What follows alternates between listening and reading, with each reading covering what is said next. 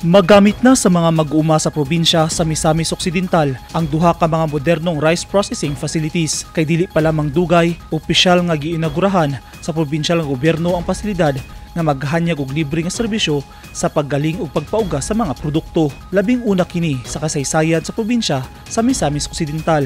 Nahimutang sa Barangay Santa Cruz, Tangub City ug Barangay Buena Vista sa Oroqueta City ang mga pasilidad. Natukod kini ubos sa Rice Competitiveness Enhancement Fund nga programa sa Department of Agriculture ug sa kauban nga ahensya niini ang Philippine Center for Post-Harvest Development and Mechanization nga nakig-alayon sa probinsyal nga gobyerno. Ang matag site gidumala sa multi-stage nga rice mill nga makaproseso og 1.5 tonelada sa palay kada oras ug duha ka mechanical dryers nga dunay kapasidad nga 6 ka tonelada matag batch. Ang mga pasilidad nagtinguha sa pagpakunhod sa post-harvest nga kahimtang, pagpaubos sa gasto sa produksyon ug pagpausbaw sa kita ug kompetisyon sa mga mag-uuma sa probinsya. Sumala ni Governor Henry S. Waminal, dili lang kini bahin sa mga makina apan kabahin kini sa mga mag-uuma, sa pamilya ug sa kaugmaon.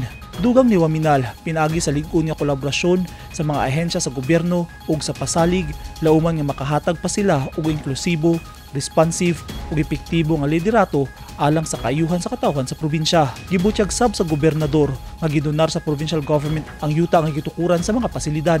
39.4 million pesos ang kantidad sa pagtukod sa matag pasilidad. Gipasabot niya nga ang pagtagad sa dugay na nga problema sa kulang nga serbisyo sa pagpauga ug pagaling mao ang usa sa mga prioridad sa iyang administrasyon. Wala pay tuig sukad gipasalig ni Waminal nga sulbaron ang mga hagit sa mga mag-uma nga sama niini natukudayon ang modern rice processing facilities nga karon pulos fully operational na.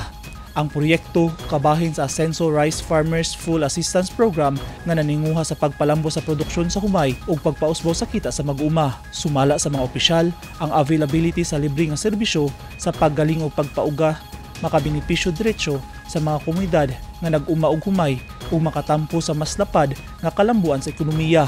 Ang inisyatibo nasubay usab sa development agenda sa probinsya nga misamis nun magpuyong malinawon, malambuon ug malipayon o 5Ms nga nagpasabot sa pagtukod ug malinawon, progresibo ug malipayong komunidad.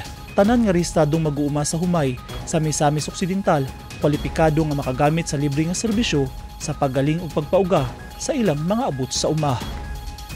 Eugene Hinutan, Newsline Philippines. Stay safe.